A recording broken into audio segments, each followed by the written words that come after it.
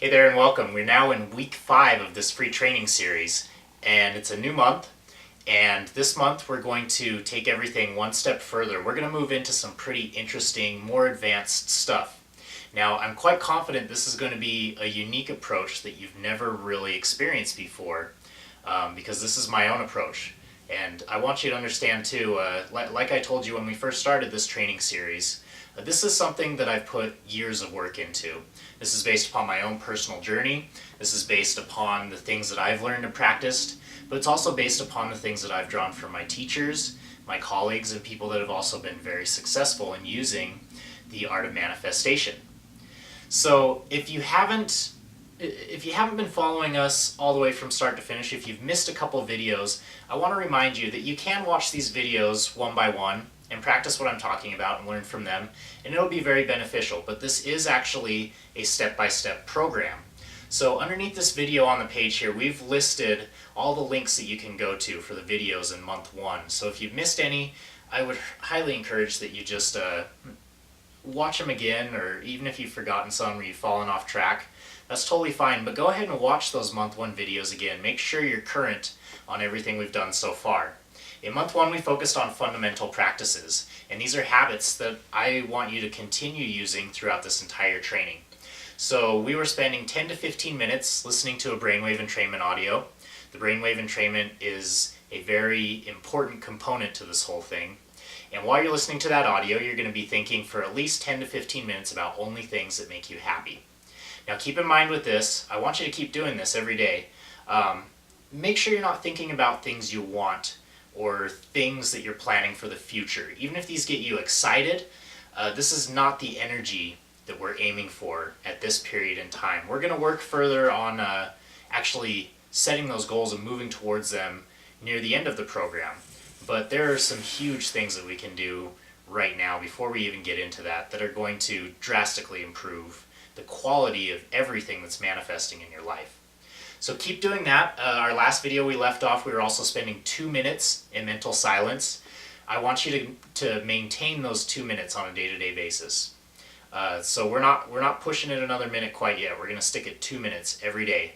Now this is something that might be challenging, but 2 minutes is completely manageable, right? You can do this. So keep doing that. Make sure you're doing that consistently. The daily practice of that is incredibly important. We're beginning to build a habit. We're beginning to actually reverse a bad habit by doing this and instilling a new habit. So keep doing this. Now in this month, we're going to be talking about something that I find very fascinating, and this is one of the most valuable things that I've ever learned in my life when it comes to manifesting what you want, when it comes to having harmonious personal relationships, and especially when it comes to just simply feeling like you are walking the path that you were meant to walk on this earth. There's a sense of purpose that comes from practicing the techniques that we're going to learn this month. This month we're going to be talking all about energy management. We're going to learn to build and store energy. We're going to learn to transmute that energy into raw power that you can draw upon to manifest things more quickly, more powerfully, more effortlessly. So let's talk a little bit about energy. Energy is talked about in basically any esoteric, mystic, shamanistic philosophy that you'll ever read about. I'm a huge fan of Carlos Castaneda books. I think they're just absolutely fascinating. Whether they're fully true or not, they're just so interesting. There's so much to learn from them. If you haven't ever read a Castaneda book, I would highly recommend that you check them out just to see if you might be as fascinated with them as I am. But in those books, there's a lot of talk about building something called power. Now, power is a very obscure word. It can mean a lot of different things. But in the context of what we're learning here, power comes when you've began to accumulate larger amounts of energy. As of now, the human being in their natural state is just shooting off energy, letting go of energy in all directions. We're so scattered. We have so much energy to harness, and yet we're constantly just releasing it, wasting it, pushing it out in all sorts of different meaningless habits and unhealthy ways of life. And so what we're going to do right now I have an assignment for you. I want you to make a list. I want you to either write this on a big, like a notepad with a couple sheets of paper, or possibly on a Word document or a few Word documents in your laptop. So this list is going to contain several different categories. One is going to be family, one's going to be work, one will be school, one will be your childhood, and the other will be intimate relationships, very meaningful ones that don't include your family. This could be girlfriends or boyfriends, husbands, wives. It could be dogs. You know, I consider my dog to be an incredibly meaningful relationship. And in these lists, I want you to write down every person that you can think of that's had a meaningful impact on your life. So take your time with this list. It might take you the whole month to totally finish it, but get started right now. And once you get this list going, we are going to then take these people, and I want you to find the people that have had the most impact on your life, and I want you to begin to remember or to write down, to keep track of some of the interactions that you've had with these people that have been incredibly meaningful to you. Now, right now, we're going to focus on things that have been traumatic. So I want you to go through this list, and I want you to think of any memories that you have with any of these meaningful people that specifically, when you bring them to mind, they still bring up a strong mental emotional reaction. If you have any memory you can think of that you know had an impact on you, that when you bring it to mind can put you back into a state of negative emotion, a palpable state of negative emotion, I want you to write this down. So we were using the EFT last month as the situations were coming to us. So we learned it, and when the negative emotion came to us, or the negative association came to us, we were tapping through it. Well, this month we're going to be more aggressive. We're actually going to come to the negative emotions instead. We're going to seek them out and eliminate them. Now, a lot of people will teach you that the emotional freedom technique can cure all your issues, cure all your problems. I don't necessarily buy into that, but I think this is an incredibly important step in the process of fully clearing and releasing these things. So once you've found these memories, simply write them down. It could be a quick couple words to describe it. And once you have this list, I want you to spend time each day, whether it's just 5 or 10 minutes, bringing to mind these important traumatic memories that induce negative emotions in yourself. And I want you to intentionally bring them to mind. Feel that negative emotion as fully as you possibly can. Let your whole energetic system absorb itself in it. Let yourself put all that energy into it. And then I want you to use the technique that we've been using to simply tap and scramble that negative energetic pattern that's been playing through an association with this memory. EFT has a lot to do with association.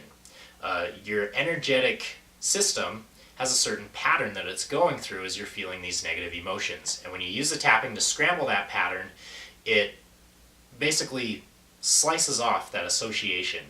And this association, these electrical patterns, also have to do with your brain.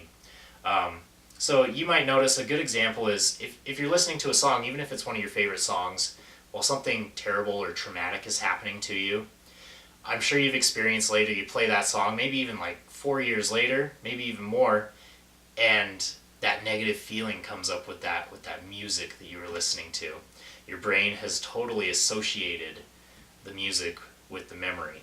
And EFT comes in handy with stuff like this, especially I'm a music lover, and I have songs that I've listened to my whole life, and sometimes bad things happen while I was listening to these songs. And if I listen to a song and it brings something up, I know that I can use the tapping to cut that cord, to stop that association. It's very effective.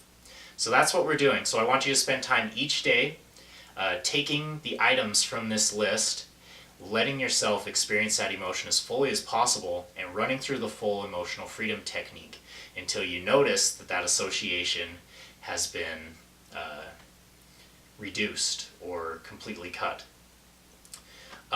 So this is just a preliminary. We're going to work on more of that. But before I leave you with this one, I want to talk a little more about energy so we can more fully understand what we're doing. There are four types of energy. One is physical, one is mental, one is emotional, and one is sexual. And these energies all work together, and all of these can be harnessed in specific ways. And we're already working on the mental and emotional right now. With the emotional freedom technique, we're working on managing our emotional energy. We're working on not using that emotional energy in negative ways. By cutting these attachments, we're learning to save that energy instead of spitting it out, rehashing negative things that happened to us in the past that have hurt us, that are no longer useful to us. All right, we're also working on the mental energy. People have no idea how much energy they're really wasting by continually thinking to themselves, telling themselves the story of their life, telling themselves about their beliefs and their ideas and their opinions and what they think is going to happen in the future and what used to happen to them in the past. This inner dialogue is an incredible waster of your precious, valuable energy. And it's also manifesting. It's manifesting minutia all around you. It's manifesting things that you don't want. So by learning to sit in this inner silence, we are beginning to harness that energy as well. Now we're going to talk about sexual energy in the near future because this is an incredibly important topic for us to touch on and understand. In fact, I'm going to teach you one of the most powerful practices I have ever learned for reclaiming sexual energy that you may have lost. It's important to realize energy is not just a linear thing. Energy is not point A to point B, past, present to future. Your energy is existing in all different times, in many different spaces, simultaneously right now. Your energy is residing in things in events and places that have happened in the past. Your energy is residing in places and other people's energy fields that you've left it in. This is a very advanced and kind of esoteric idea, and we're going to touch more upon that because this is one of the most powerful things we can understand and utilize to really begin to pull that energy back in, to begin to store it, and to transmute it into sheer power that you can use to manifest the things you want in your life. So that's all I have for you now. Continue to practice your fundamentals for month 1 and begin to use the emotional freedom technique to limit the negative associations you have with these meaningful and traumatic events from your past. Now, one more thing about using the emotional freedom technique in this list you're writing.